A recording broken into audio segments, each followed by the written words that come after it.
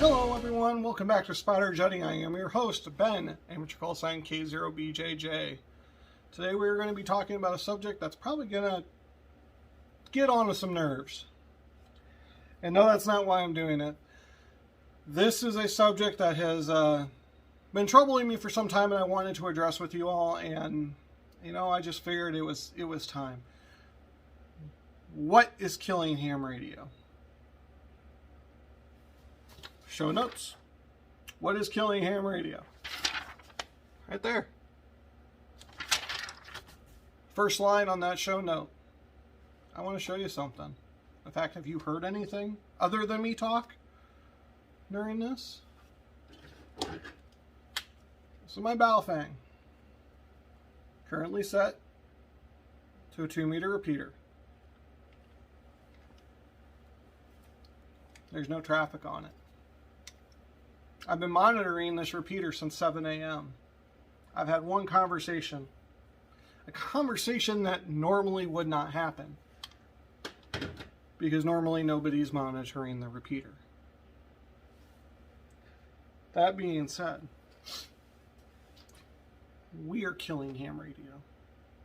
If I was out doing a Parks on the Air activation, no one would be monitoring that repeater.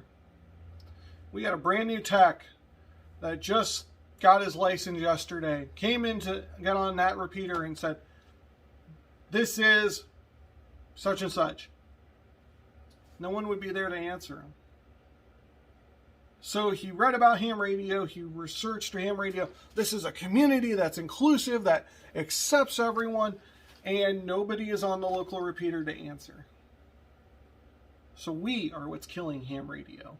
We need to monitor those 2-meter repeaters, those 440 repeaters. I should have that on spin.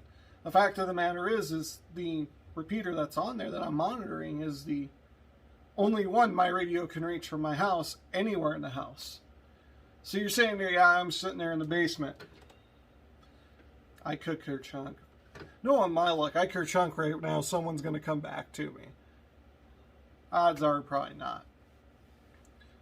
Trust me, I can hit at that repeater anywhere in our house. But we are what's killing ham radio. We have the hams that no longer want to get involved with the new hams. We've got Elmers that are silent, that talk to their friends, or I'm only going to turn on the handheld when it's net night, which is typically what happens in the Newton, Iowa area. We have people that'll turn on their radios if they're driving, and a lot of the time they won't even bother with our repeater, or they'll have their radios on for nets only. So Tuesdays nights and Saturday mornings, there's radio traffic on this repeater. Pretty scarce other than that.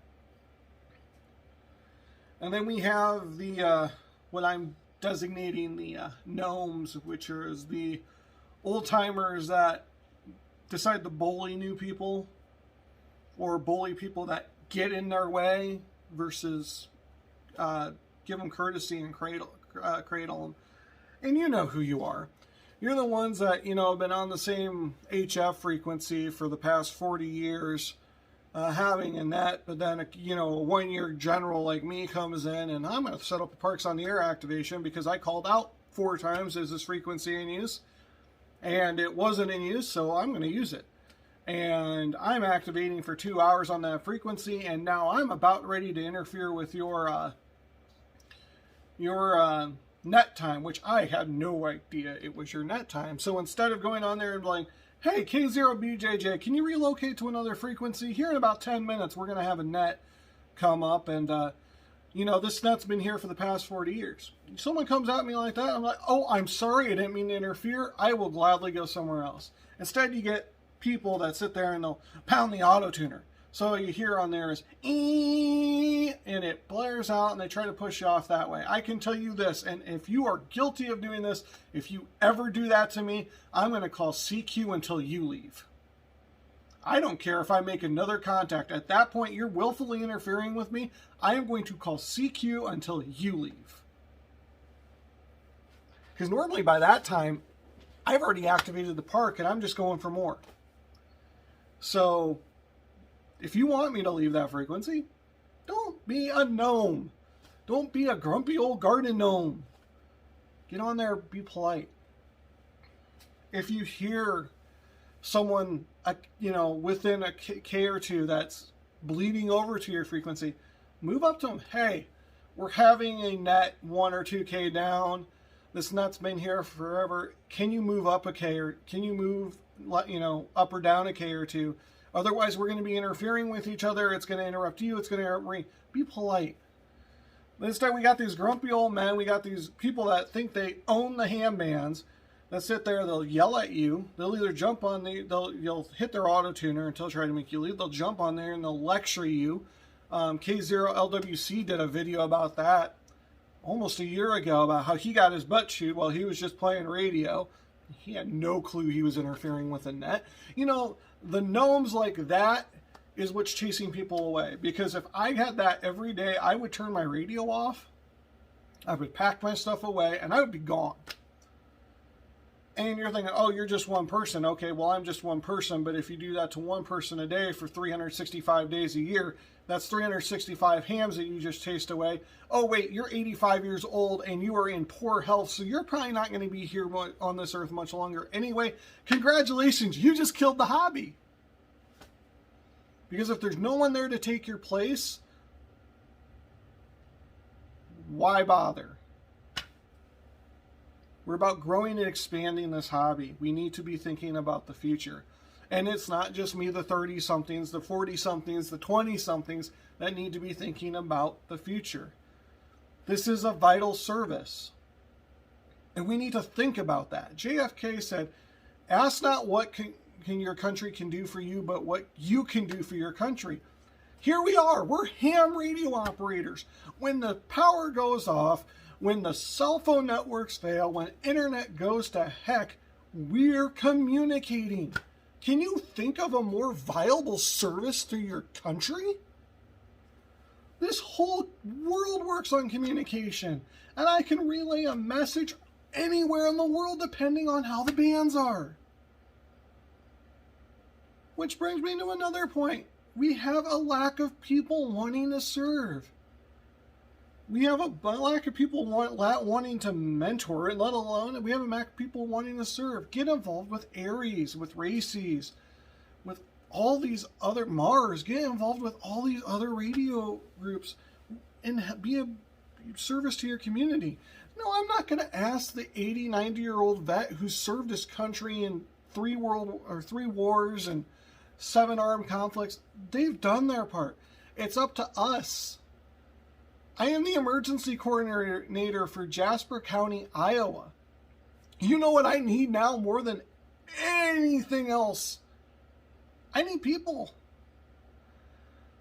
I've got a couple older guys that have trouble learning new things. I'm trying to bring on some newer stuff. I'm not expecting them to pick up on everything. I need a bunch of 20s, 30s, 40-year-olds to come into Jasper County or that are already in Jasper County and say, hey, I'm willing to learn the system. I see you're trying to mimic a law enforcement type style, which I am with my system because it's based off of what I've experienced in private security, which private security is based off law enforcement. And law enforcement's based off military. It's kind of funny how that changes. You go from military to law enforcement, which isn't quite the military. Then you go to private security, which isn't quite law enforcement.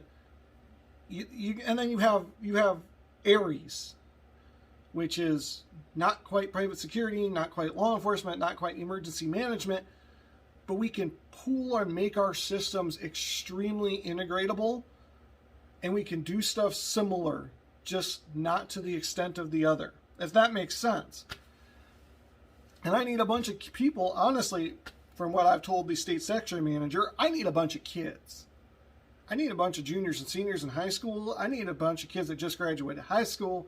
I need a bunch of kids getting in their technical program out at the community college. I need a bunch of kids. But I'm not going to discriminate. Anyone that wants to help, I need you. I need the people wanting to serve, wanting to help the community. I've got probably 30 amateur radio operators in this county. I have less than 5 people on my Aries team. That's less than 5 people to go do storm duty, less than 5 people to help if communication networks go down. I'm embarrassed at times to even ask the sheriff's department or EMA if they would like our assistance, just because I might be able to put one person here, one person there.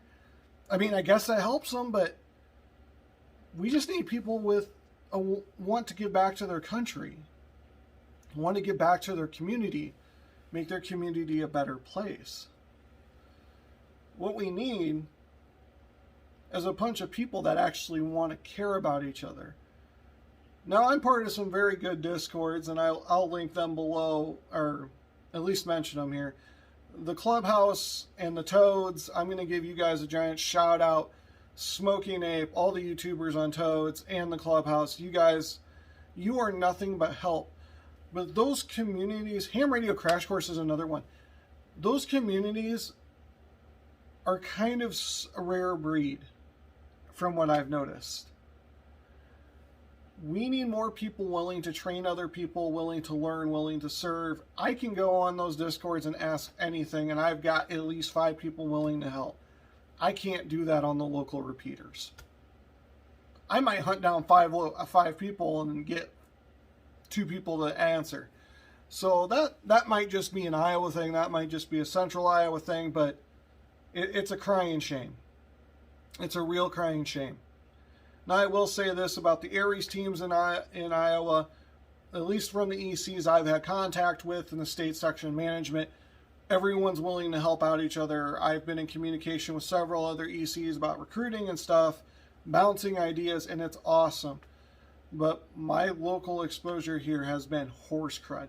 My exposure on HF, I've met some amazing people, and you know who you are. It usually ends up in my pile-ups when I'm hunting. And I've met some really cruddy ones, and I'm guessing this video is going to irritate everyone that's been a gnome.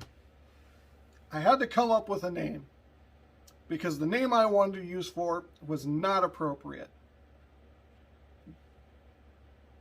That's what's killing ham radio, in my opinion. And given I'm just a first, 1-year general, what do I know? I haven't been here for 40 years. It's not the technology killing it. FT8's a wonderful thing. Oh, we have people, that's another thing. We have people that oppose all new modes. That kills anything. FT8 might get some, it might get some 10-year-old into contesting. Oh my gosh, that's amazing. We've got new modes coming out. That ain't killing ham radio, that's expanding it. But then you get the gnomes here that can complain about, if the sun's shining and it's 72 degrees like it is today.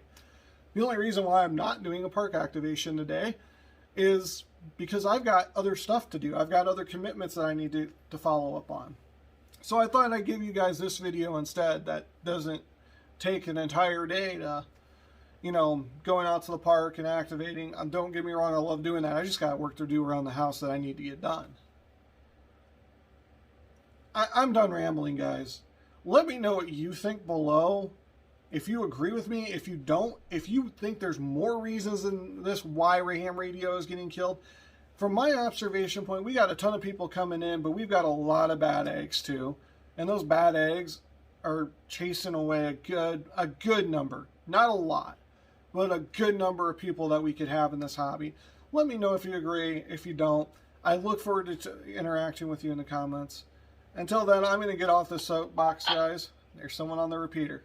I'm going to get out of here, and I'll probably end up answering them here in a second. So thank you for watching all. We'll catch you on the next video.